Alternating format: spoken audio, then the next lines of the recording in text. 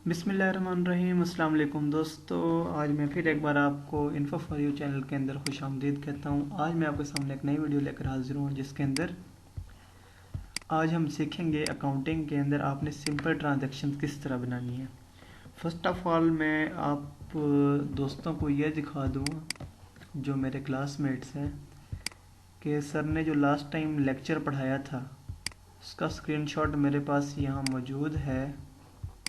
मैं उसे यहाँ से ओपन कर रहा हूँ, आपको दिखा देता हूँ कि सर ने क्या बताया था। तो यहाँ पर जी जो आपके एसेट्स होते हैं, टोटल एसेट्स, जिसमें आपका फर्नीचर, कैश, गुड्स या जो भी ऑफिस की सब कुछ, लैंड, ज़मीन से लेकर हर चीज़, सप्लाईज, हर चीज़ मिलाकर जो आपके एसेट्स होते हैं वो आपकी लाइबिलिटीज़, यानी कि जो आपके ऊपर उधार है।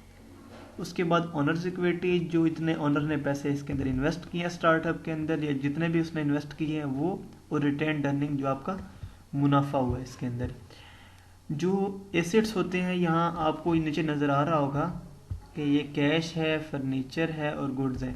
ये सिर्फ कैश फर्नीचर गुड्स नहीं होगा, इसके अंदर सप्लाईज भी होंगी।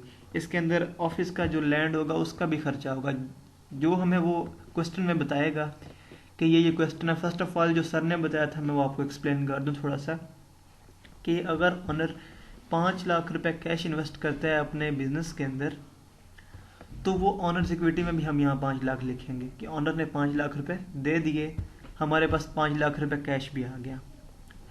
उसके बाद उस 5 लाख में से हम 1 लाख रुपए का फर्नीचर खरीद लेते हैं, तो कैश में से भी 1 लाख रुपए चला गया, फर्नीचर में भी 1 लाख रुपए आ गया। तो जब फर्नीचर में 1 लाख रुपए हम लिख देंगे तो यहाँ पर भी 1 लाख, ये दोनों मिलाकर कितने हो गए, 4 लाख और 1 लाख रुपए। अभी भी आपके पास 5 लाख रुपए के एसेट्स मौजूद हैं, और 5 लाख ही यहाँ पर आप देख लें तो कि ऑनर्स इक्विटी है हमारे पास। तो हमारे पास कैश भी कम हो गया, और उसके बाद फर्नीचर भी यहाँ पर हमारे पास 1 लाख रुपए का आ गया। फिर वो हम कहते हैं जी हमने गुड्स खरीद लिया, कोई भी हमने ऑफिस का सामान खरीद लिया 2 लाख रुपए का। अब 2 लाख के अंदर से हुआ हमारे साथ क्या कि हमने लाख रुपए अभी पे किए और लाख रुपए अकाउंट के ऊपर छोड़ दिए, यानी कि अकाउंट पे रख लिया, यानी कि अकाउंट पेबल में रख लिया कि हम इन्हें बाद में जमा कराएंगे।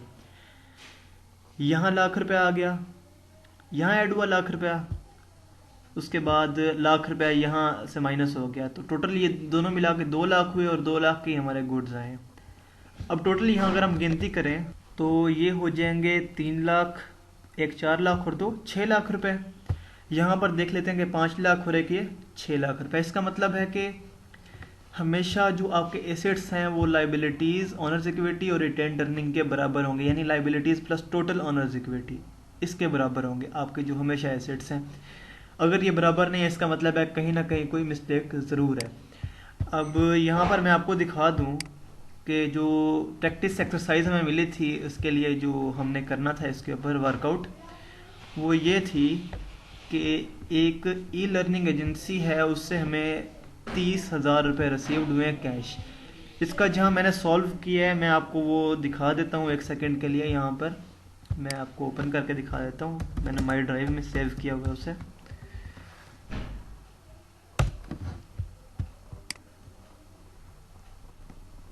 तो यहाँ पर जी मैं इसे ओपन कर लूँगा, ये असाइनमेंट को।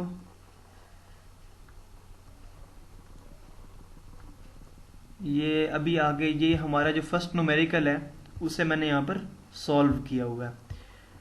ये मैं ज़रा आपको और जूम इन करके दिखा देता हूँ जी, यहाँ पर आ गया। तो सबसे पहले मैंने एसेट्स की हेडिंग दे दी आपके सामने, फिर लाइबिलिटीज़ की, फिर ऑनर्स इक्विटी की, फिर रिटेन अर्निंग की। 4 चीज़ें हमारे पास वैसे की वैसे मौजूद है।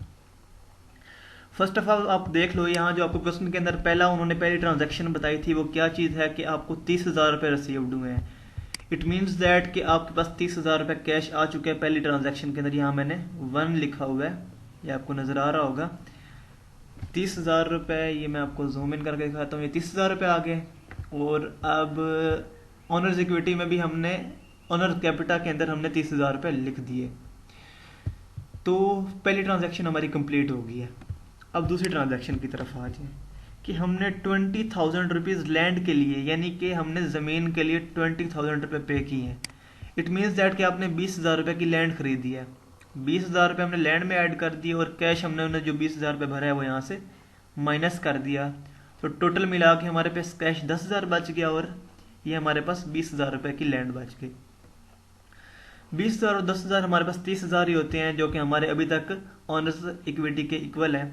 अभी तक हमें कोई मतलब इनइक्वालिटी नहीं आ रही इसके अंदर। उसके बाद नेक्स्ट चीज जो है थर्ड हमारी ट्रांजैक्शन की तरफ मैं आ जाता हूँ, आपको दिखाता हूँ जी। बॉट $500 ऑफ ऑफिस सप्लाईज, यानी कि ऑन अकाउंट, ये मेन चीज़ है ऑन अकाउंट, कि आपने उनसे अकाउंट पेबल में लिया, आपने अभी तक उन्हें पैसे नहीं दिए और $500 की आपने उनसे ले लिए सप्लाईज, तो सप्लाईज वाले के अंदर मैं $500 यहाँ लिख देता हूँ और अकाउंट पेबल के अंदर भी मैं यहाँ पर 500 लिख देता हूँ, ठीक है। और अभी कंफ्यूज नहीं होना, ये अभी तक नहीं है, ये मिस्टेकनली यहाँ लिख दिया, ये कुछ भी नहीं है, ठीक है। ये 5500 रुपीज़, अभी ये थोड़ा सा ना ये लाइन का डिफर हो गया था, ऊपर नीचे हो गई थी, ठीक है। तो 3 ट्रांजेक्शन हमारी अभी तक कंप्लीट हो गई हैं। चौथी ट्रांजैक्शन में हमें $5,500 रिसीव हुए हैं फ्रॉम द क्लाइंट। आपको जो रिसीव हुए हैं वो आपके रेवेन्यू या एक्सपेंस में चले जाएंगे। $5,500 यहाँ लिख दिए, $30,000 वैसे, 500 बिल्कुल वैसे। अब जो 5,500 रिसीव हुए हैं हमें कैश, वो हमने 10,000 में ऐड कर दिया, ये हमारे पास बन गए $15,500 प्लस $20,000 प्लस $500, बिल्कुल ये भी इसी तरह बिल्कुल बराबर हो गए।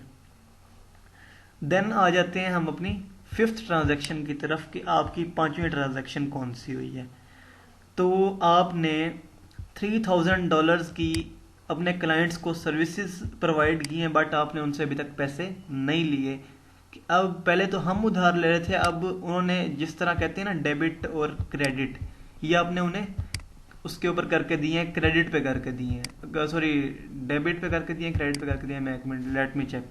अच्छा, आपने उन्हें क्रेडिट पे अपने सर्विसेज प्रोवाइड की हैं, $3,000 की आपने उन्हें सर्विसेज प्रोवाइड की, तो हमने यहाँ अकाउंट रिसीवेबल के अंदर इस खाने के अंदर हमने उसे $3,000 यहाँ लिख दिए। अब जो $3,000 हमें यहाँ रिसीव होने हैं, हमने अगर यहाँ लिखे हैं तो हमें अपने रेवेन्यू में भी इसे लिखना पड़ेगा कि हमें इतने $1,000 रिसीव होने हैं। हमने वो यहाँ पर लिख दिए कि 5,500 प्लस 3,000 कितने हो गए, $8,500 हो गए। देन हम आ जाते हैं अपनी सिक्स ट्रांजैक्शन की तरफ कि आपने कितने कितने पे किए।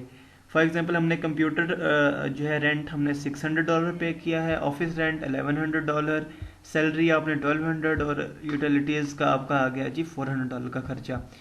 तो आपके पास इतने पैसे तो आपके चले गए ना, तो हमने ये सारे के सारे अपने कैश में से माइनस कर दिए जितने भी थे, और यहाँ पर के आपको जो मुनाफा आया था उसमें से भी ये सारे के सारे पैसे चले गए।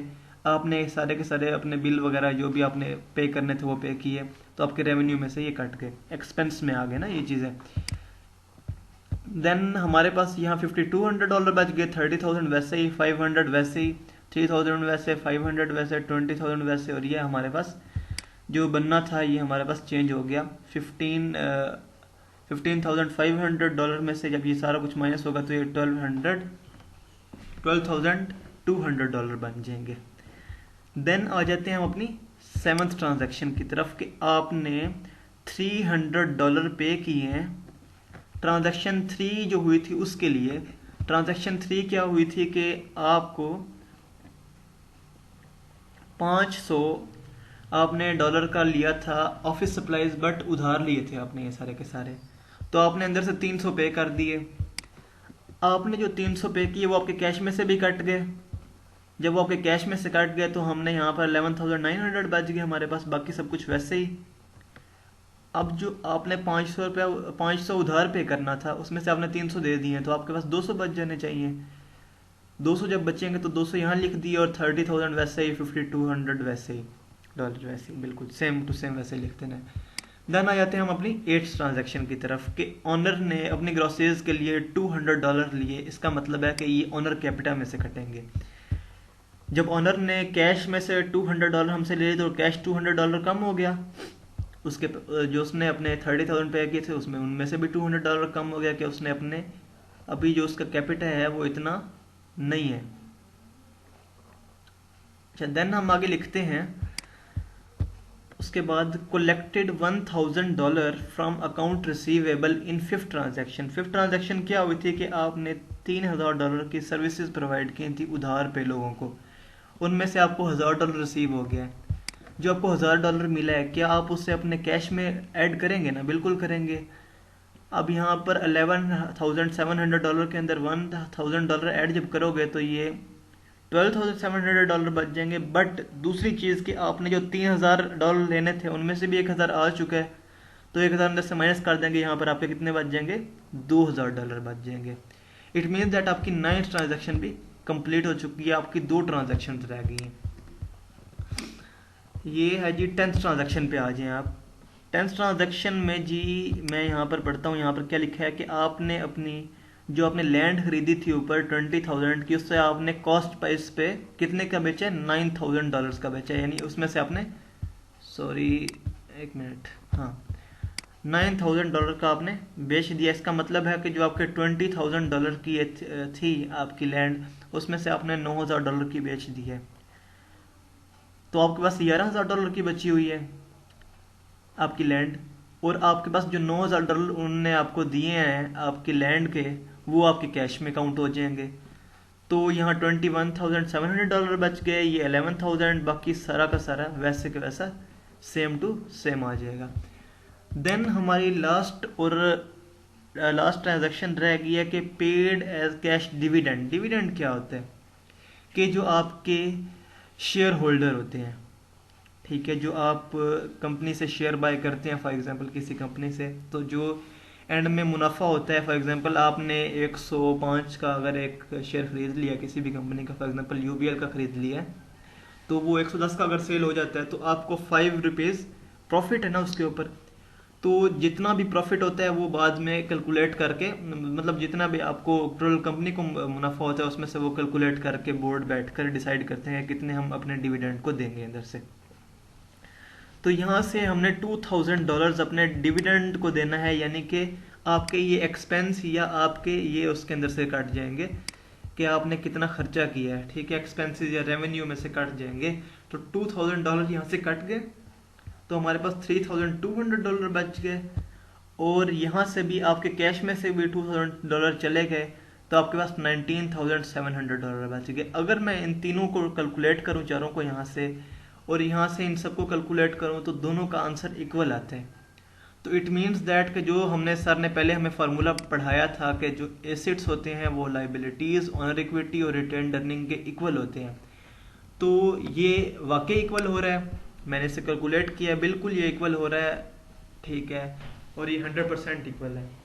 तो दोस्तों ये थी कि आपने ट्रांजैक्शन किस तरह बनानी है किसी भी। अब नेक्स्ट जितने भी हैं यहाँ पर हमारे पास न्यूमेरिकल्स हैं, सारे के सारे सेम टू सेम है, बिल्कुल इसी तरीके से करने हैं।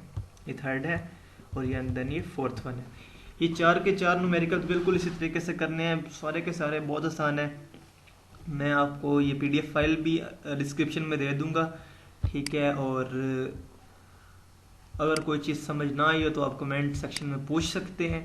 और दुआ में याद रखिएगा, अल्लाह ताला आपका हामी नासिर हो। अल्लाह हाफिज़। और चैनल को सब्सक्राइब ज़रूर कर दीजिएगा।